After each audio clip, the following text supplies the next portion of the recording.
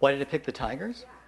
Yeah, like pandas or something else that was just. It's funny. I think I went to the WWF site to sort of look at animals that were endangered, and the reason that I picked the Sumatran tiger is because I personally have a fascination with tigers. They are such a singular, unique animal, and pandas for sure. But it's interesting in terms of this issue of imprisonment. Okay, if you see being in a zoo as being a prison, I think the contrast of a tiger being put in prison is really a good illustration of the balance and the problem, or the imbalance. That's the reason. Yeah, it wasn't. There are a lot of other animals. I agree with that. Yeah. I have a comment. Yes. I think also people want what they really can't have. And they really can't have tigers, normal. I mean, Yeah. nobody could ever really have a tiger. normal. You mean like a pet tiger? Like, or even to go out. I mean, it takes a huge resource to go out. And actually, even if you have the financial wherewithal to go out and actually shoot a tiger. Yeah. I mean, that's just beyond most people's realm. So there's always this, and it doesn't have to be a tiger. We do the same thing with rare plants. We don't identify where we find rare plants or historical or archaeological remains. It's true. We don't identify those, only to the government. Well, and the scarcity actually makes it more valuable. That's right. And that's, of course, one of the reasons why I'm sure in sort of the Asian folk medicine world that if you're looking for tiger parts, Sumatran tiger parts are considered the most potent because there's only 500 of them left. Yeah. Right? I mean, it's a very, very complicated issue, right? And the only part that I'm really trying to focus on tonight is this issue of the complexity of love, right? And how we make up our minds so quickly about the best way to approach tigers, right? Should they be left free or should they be caged? If they're left free, they might disappear. If they're caged, they lose their identity. It's complicated, and that's what this is really all about. This reminds me of a horror movie where you love your mother so much that when she passes away, you keep her in her little rocking chair and you put her in a little room with a little shrine. Oh yeah. There's horror stories about that. People won't Yeah. let that go. Yeah. And so this is like the same kind of thing to me. It's a mental disorder. So in what way?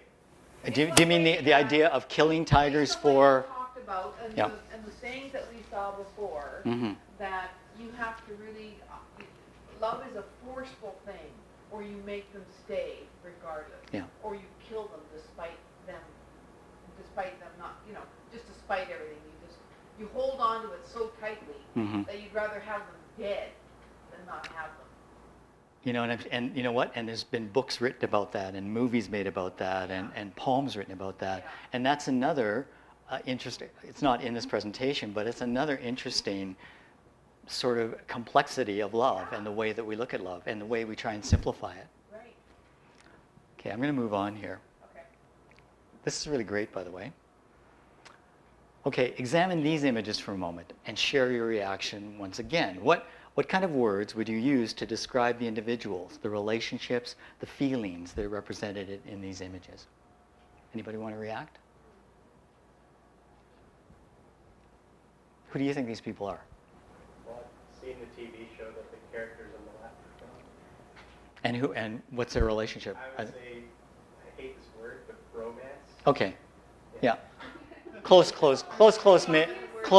male friends. Okay.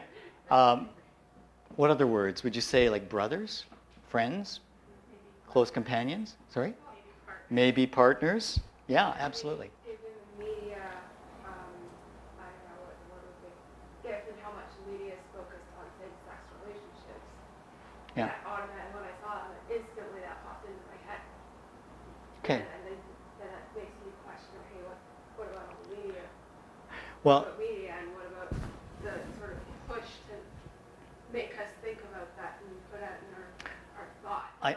I think that's true in a way, because Jonathan just said, I recognize the two guys from the TV show.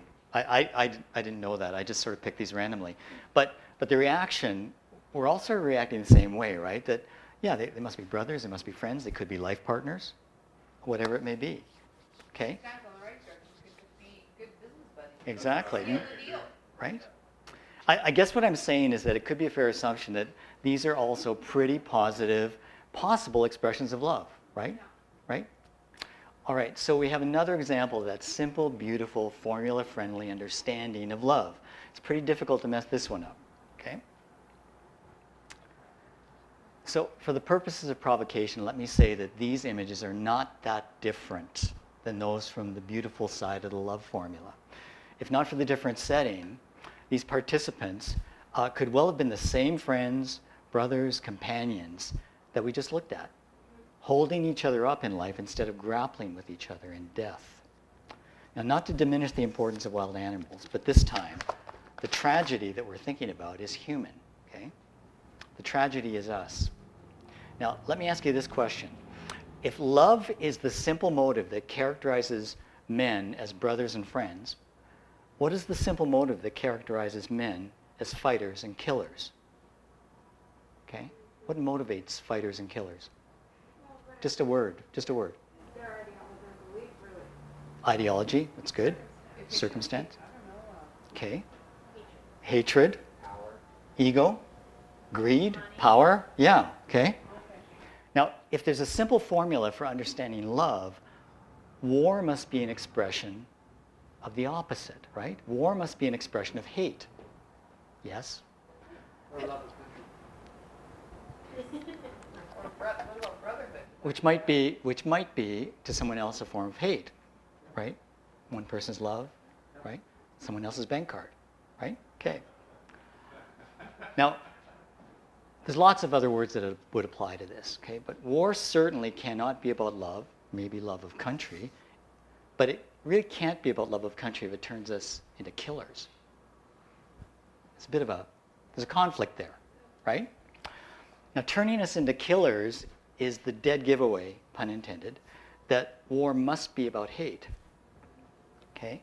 So if war is about hate, then peace must be about love, okay? That's the if-then formula for love that brings us safely back to our buddy pictures.